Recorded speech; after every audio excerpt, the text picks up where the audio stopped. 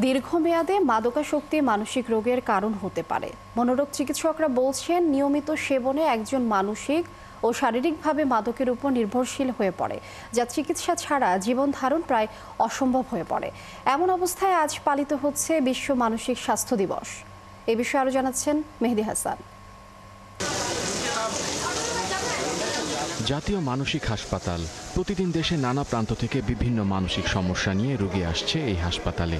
তবে নতুন করে মাদকাসক্তি সমস্যা নিয়ে আসা রোগীর হার বেড়ে যাওয়ায় কিছুটা উদ্বেগের কারণ হয়েছে মনোরোগ চিকিৎসকদের মাঝে।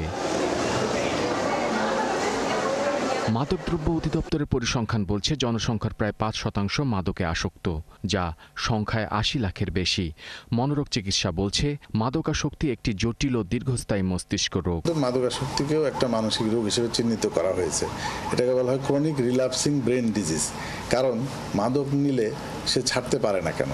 এটা মাদক তার ব্রেনে কিছু পরিবর্তন করে এবং এই মাদক নেওয়ার সময় কিছু মানসিক তার উপসর্গ দেখা দেয়। তার মধ্যে এলোমেলো আচরণ, রাগ, তারপরে তার মধ্যে একটা দুর্বিনীত ভাব এটা আসে। আপনার মাদক এবং মানসিক স্বাস্থ্য দুটো ওতপ্রোতভাবে জড়িত। মাদক এবং অন্যান্য যে রিক্রিয়েশনাল ড্রাগস যেগুলো বলে বা ড্রাগ যেগুলো পাওয়া যায়, এগুলো যারা সেবনকারী তারা একসময় না একসময়তে মানসিক স্বাস্থ্যের একটা শিকার হয়েই থাকে। ওদের মানসিক স্বাস্থ্যটা বিপর্যয় ঘটে। মনোরোগ চিকিৎসকরা জানান, দেশে বেসরকারি পর্যায়ে ৩৮৭টি মাদক নিরাময় কেন্দ্র রয়েছে। নতুন করে সরকারিভাবে ঢাকায় ২৫০ শয্যার এবং দেশের বাকি ৭টি বিভাগে ২০০ শয্যা বিশিষ্ট আরও ৬০টি পূর্ণাঙ্গ কেন্দ্র প্রতিষ্ঠার উদ্যোগ নেওয়া হয়েছে, যা মোট রোগীর তুলনায় খুবই কম। কারণ মানসিক মেন্টাল হেলথের একটা পার্টই হচ্ছে কি ড্রাগস অ্যান্ড অ্যালকোহলস এই রিলেটেড প্রবলেম, যেটা আমি মাত্র আপনাকে বললাম। এবং এটা সম্পূর্ণভাবে চিকিৎসা করে সুস্থ করে দেওয়া সম্ভব। এবং এই মানুষগুলোকে যদি আমরা সুস্থ করতে পারি, তারা আবার পুনরায় তাদের নর্মাল জীবন ফিরে পাবে এবং তারা পার্ট অফ দি সোসাইটিতে আবার চলে আসতে পারে।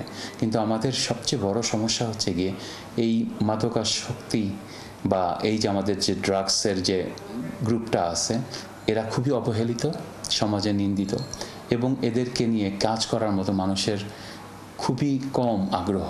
এই ধরনের মানসিক অবস্থা দীর্ঘস্থায়ী হলে আত্মহত্যার চেষ্টা করার প্রবণতা বাড়ে বলে জানান তারা।